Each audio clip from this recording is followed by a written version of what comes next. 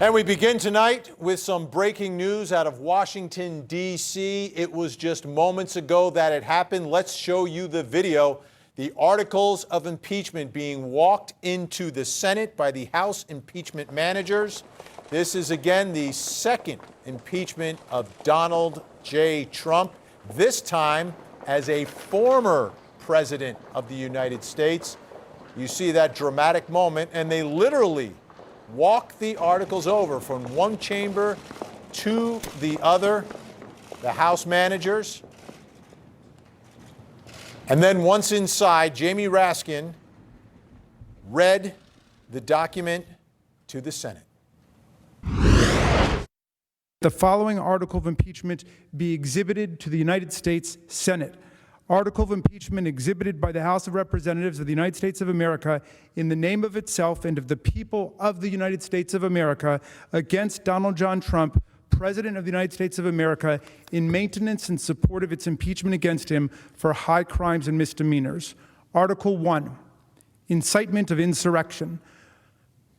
The Constitution provides that the House of Representatives shall have the sole power of impeachment, and the President shall be removed from office on impeachment for and conviction of treason, bribery, or other high crimes and misdemeanors. Further, Section 3 of the 14th Amendment to the Constitution prohibits any person who has, quote, engaged in insurrection or rebellion against the United States from holding any office under the United States, unquote.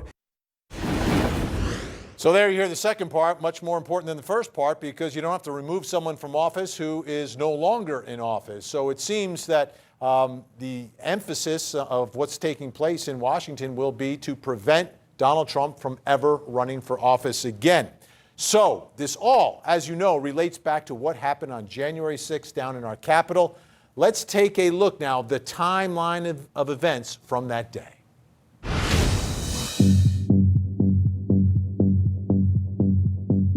On the morning Congress gathers to certify the votes from the presidential election, President Trump tweets the baseless accusation that the votes are based on irregularities and fraud.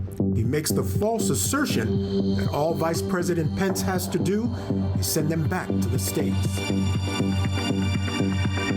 Around 11 a.m., thousands of Trump supporters gather to hear him speak. We will never give up. We will never concede. It doesn't happen. You don't concede when there's theft involved. At noon, President Trump begins his speech, repeating a litany of lies about the results of the presidential election. They rigged an election. They rigged it like they've never rigged an election before. He urges the crowd. And we fight. We fight like hell. And if you don't fight like hell, you're not going to have a country anymore. At about 1:11 p.m., President Trump finishes his remarks. So let's walk down Pennsylvania Avenue. I want to thank you all. God bless you, and God bless America. Thank you all for being here. This is incredible. Thank you very much. Thank you. After Trump's speech, the crowd marches toward the U.S. Capitol. At about 1:30, they rush the barricades, overpower Capitol Police, and clamber up the steps. Capitol Police send an alert. The buildings are on lockdown, and the House and Senate go into recess. 5 minutes later, the mob reaches the Capitol, breaking a window and climbing inside. At 2:24 p.m., President Trump tweets, Mike Pence didn't have the courage to do what should have been done to protect our country. At 2:38 p.m., another tweet. Please support our Capitol Police and law enforcement. Stay peaceful. Inside the Capitol, pandemonium. Trump supporter and Air Force veteran Ashley Babbitt is shot and killed trying to force her way into the House chamber. At 3:13 p.m., Trump tweets, asking for everyone to remain peaceful. Minutes later, the president's press secretary tweets, the National Guard is on the way. I know your pain. I know you're hurt. We had an election that was stolen from us. At 4:17, the president posts this video on social media. We have to have peace. So go home, We love you. You're very special. At 6:14 p.m., Capitol Police and National Guard troops set up a perimeter on the west side of the Capitol. At 7 p.m., Facebook removes the president's video, and Twitter removes his tweets, shutting down his account for 12 hours. Finally, at 8 p.m., nearly 7 hours after the storming of the Capitol, police declare the Capitol building secure. Let's get back to work. At 8:06 p.m., Congress reconvenes to begin the work that was interrupted by the mob, certifying the electoral votes, finalizing Joe Biden's win as the 46th president of the United States. And Court TV anchor Michael Ayala joins us now. Michael, where are we now? What are the next steps now in this process? All right, as you mentioned, the article of impeachment for willful incitement of insurrection was walked over and presented to the Senate today, which officially starts the process of the impeachment trial in the Senate. Now, here's a quick outline of what is coming up next now that the trial has been triggered. Today, the exhibition of the articles to the Senate took place. Now, tomorrow, January 26th, the senators will be officially sworn in and a summons for the former president to appear will be issued. Next up, on February 2nd, the former president, presumably through his attorney Butch Bowers, will answer the summons and the House will file its pretrial brief outlining its case against the president. Now, on February 8th, the president and his legal team will file their answer to the House's brief, and the next day, February 9th, the House managers will file their rebuttal. And the trial could begin on the 9th or, more likely, Vinny, the very next day. Now, today it's also being reported that Chief Justice John Roberts will not preside over the proceedings. Instead, it will be the Senate's longest-serving Democrat, Patrick Leahy of Vermont. He serves as the president of the Senate pro tempore, or for the time being. It's largely a ceremonial post. Now, you remember, Chief Justice Roberts, he presided over the last Trump impeachment trial, but of course, that was when President Trump was in office. The Constitution seems to provide that the Chief Justice will preside in a trial of a sitting president. It's unclear if the Chief Justice declined to preside, which he does have the power to do under the circumstances, or they just decided to do it this way. Now, the Constitution does suggest in cases where the Chief Justice doesn't sit, senators can take over the job. And Leahy is also expected to retain the right to vote in the proceedings as well, keeping it at that 50-50 count. Now, when asked about the possibility, he said that he would focus only on making sure that the procedures are followed, and said this about the job. He said, "I don't think there's any senator who over the 40-plus years I've been here would say I'm anything but impartial in ruling on procedure." All right, let's talk about the potential for a conviction, right? That's why you try a case. That's why you bring a case. You're trying to get a conviction. 67 is the magic number. We know 50 Democrats will vote to remove, or not remove, but convict of this impeachment. How many Republicans now is it looking like could perhaps vote that way? Yep, the conviction's important, Vinny, but also that second phase, as you mentioned earlier, is the majority, which will stop him from ever running for office again. But let's get to it. Now, a number of influential Republicans, including former Trump administration officials, donors, former members of Congress, they're all lobbying senators to consider holding former President Trump accountable for his actions on January 6th, leading to that attack on the Capitol. Now, remember, for Trump to be convicted, as you mentioned, a two-thirds majority is required, which means 17 Republicans will have to join the 50 Democrats in supporting a conviction. Now, no Republicans have yet to openly declare their support for a conviction, but many have said that they plan to keep an open mind, including perhaps the most important Republican, former House Majority Leader Mitch McConnell. Yet and still, several Republicans have become more vocal in their opposition to the trial. Let's take a listen as we hear from both Democrats and Republicans on the issue. Well, yes, I believe that what is being alleged and what we saw, which is incitement to insurrection, is an impeachable offense. If not, what is? The preponderance of the legal opinion is that a impeachment trial after someone has left office is constitutional.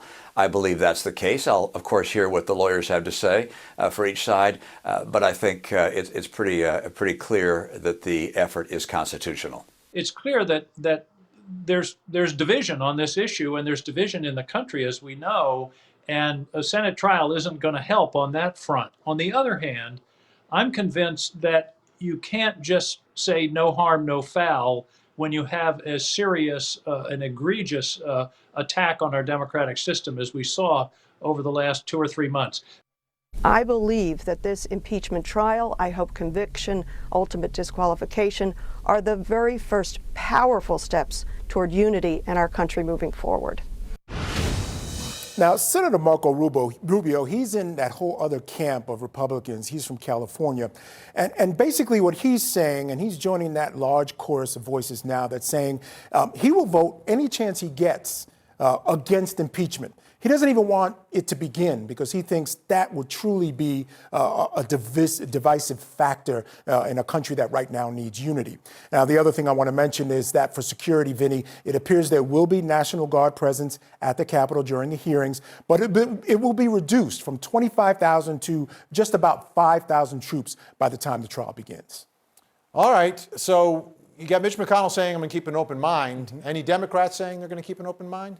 Yeah, I mean, basically, they are saying that sort of in a roundabout way, but I think it's pretty clear that all of them are very firmly in the camp of they want to listen, but I think they believe that what happened on January 6th amounts to incitement to insurrection, and they will convict. They ultimately will vote with their conscience and vote and have to look at their country and their constituents in the face when they make this vote. So that has a lot to do with it, and I think that's one of the reasons we're seeing a lot of Republicans sort of standing back a little bit now and saying maybe we don't need this trial. There's even a possibility, Vinny, that there may be a call for a vote on a dismissal.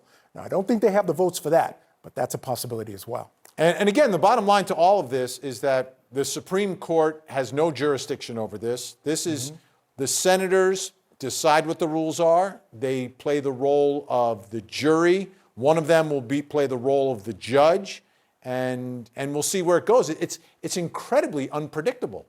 Yeah, it is, Vinny, because at the end of the day, you're exactly right. The rules for an impeachment trial are really made by the Senate. And part of what's going on now behind the scenes is a lot of negotiations as to what those rules will be. Will they have witnesses? Won't they have witnesses? What will the trial look like? What would they be allowed to bring in? How long will each party have to go on with their case? All these things are being negotiated right now. And it's not just about this trial. The things they're negotiating probably will affect some other legislation or some other confirmations. That's what they call politics. So, yeah, it's very unpredictable. And the framework for the defense for the president would be the First Amendment.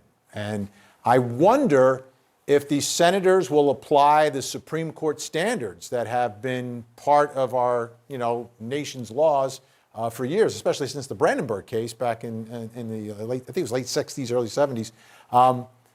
Do you think that they'll apply that, or does it come again down to your own conscience, regardless of what the Supreme Court precedent, the law of the land is? Well, that certainly will be their argument, and I think that's their strongest argument in this case. The idea that you have to actually get someone who was ready to do something and then push them over the edge in terms of being a First Amendment violation. If you apply that, then I think they have grounds to stand on to say, okay, this allows me to vote against a conviction in this case. So much of what we saw, and again, what we're hearing is that the case by the House managers is going to present a very clear timeline, like we sort of presented today, showing all the actions that led up to this final insurrection or act of insurrection, as they're calling it. And so with all that evidence piling up against the president, you're right, he's going to have to stand firmly in that First Amendment ground and hope that it holds up for him. But again, politics is really going to be the bottom line here. What do the various politicians, what do the various senators' constituents want? And that's who they're representing, so they ultimately might vote in that direction as well. So hard to say.